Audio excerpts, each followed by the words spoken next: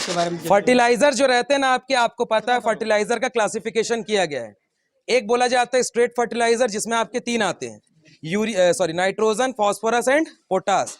फिर होता है आपका कंपाउंड फर्टिलाइजर, मतलब किसी एक फर्टिलाइजर पे ही जब 2 या 2 से ज्यादा न्यूट्रिएंट हो, फॉर एन एग्जांपल आपका डीएपी या इफको।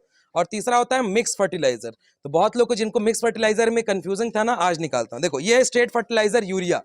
यूरिया का सबसे बड़ा कैरेक्टरिस्टिक्स रहता है कि ये व्हाइट बॉल्स में रहते हैं और इनको जैसे ही पानी में डाला जाता है ये हाईली सॉल्यूबल रहते हैं।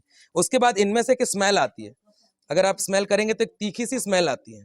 इसका फॉर्मूला होता है NH2CONH2। और ये जो रहता है यूरिया, पौधे हमेशा यूरिया को एमाइड के फॉर्म में, मतलब एमाइड, NH2 जो रहता है उसको एमाइड बोलते हैं। तो ये एमाइड NH2 चेंज होता है NO2 में, मतलब नाइट्राइट में, फिर नाइट्राइट चेंज होता है NO3 नाइट्रेट में। पौधे सिर्फ 2 फॉर्म में ही नाइट्रोजन ले सकते हैं, अमोनिया NH4+ या फिर नाइट्रेट, और कोई फॉर्म में नहीं ले सकते। तो ये एमाइड जो है वो चेंज होगा, उसके बाद ही लिया जाएगा। ये आपका डीएपी जो कंपाउंड फर्टिलाइजर बोलते हैं ना, एक फर्टिलाइजर में 2 न्यूट्रिएंट। यहाँ पे देखो जो आपका यूरिया रहता है उसमें भी जरूरी नहीं कि यूरिया के साथ कार्बन भी रहता है और ऑक्सीजन भी रहता है, लेकिन स्ट्रेट फर्टिलाइजर में हमेशा सिर्फ और सिर्फ जो आपके प्राइमरी न्यूट्रिएंट है NPK, इन्हीं को कंसिडर किया जाता है।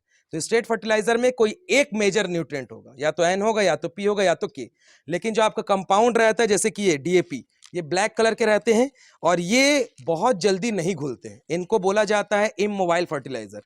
यूरिया को डालोगे लीचिंग लॉस होता है, DAP डालोगे लीचिंग लॉस बहुत कम होता है, लेकिन कम होता है। ठीक है, तो इसका 1846 पता है, DAP 18 नाइट्रोजन 46। ठीक है, अब मिक्स की अगर बात करूं तो मिक्स में क्या करते हैं, इसकी क्वांटिटी कैलकुलेशन, याद एक दिन मैं क्लास में कैलकुलेशन करा रहा था कि मुझे 120 किलोग्राम नाइट्रोजन, 60 किलोग्राम फास्फोरस और 40 किलोग्राम पोटास देना है, तो बताओ यूरिया ये सब कितना दिया जाएगा। तो मैंने कैलकुलेट कर लिया, मान लो 250 किलोग्राम 260 किलोग्राम यूरिया था, 120 किलोग्राम DAP था और 40 किलोग्राम पोटास था। तो जब इसमें इतने को लिए, क्वांटिटी जो भी रहेगी मेजर करने के बाद, और इसकी क्वांटिटी को जब मिला दिया जाता है, इसी को बोला जाता है मिक्स फर्टिलाइजर। मिक्स फर्टिलाइजर में भी 2 से ज्यादा न्यूट्रिएंट होंगे, पर 2 अलग अलग फर्टिलाइजर होंगे। कंपाउंड में क्या होता है, एक ही फर्टिलाइजर होगा, उसमें 2 से ज्यादा न्यूट्रिएंट होंगे। बट मिक्स में क्या रहते हैं, 2 या 2 से अधिक फर्टिलाइजर रहेगा, जिसमें न्यूट्रिएंट अलग अलग रहेंगे। यह आपका है पोटास। ठीक है, अगर इसकी थोड़ी सी भी ज्यादा क्वांटिटी प्लांट को दे दी गई तो प्लांट जल जाता है। ठीक है, ये लाल कलर का रहता है पोटास को पहचानने का तरीका। ये एक चीज किसी ने क्वेश्चन पूछा तो मुझे याद नहीं, भारत में कभी भी पोटास फर्टिलाइजर नहीं बनाया जाता। भारत विश्व का इकलौता ऐसा देश है जो विश्व में सबसे ज्यादा जो पोटास है उसको विदेशों से इंपोर्ट करता है। उसके रीजन से, पहला रीजन ये रहता है कि पोटास नेचुरल फॉर्म में नहीं पाया जाता।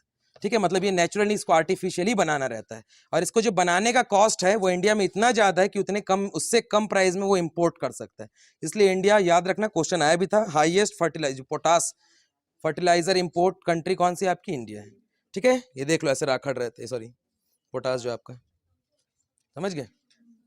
इवन ये इतना रहता है कि अगर आप इसमें, मतलब इसको जब पानी में घोल के हाथ भी डालोगे ना तो हल्का जलने लगता है। कभी भी अगर कट लगा हो और पोटास गिर जाता है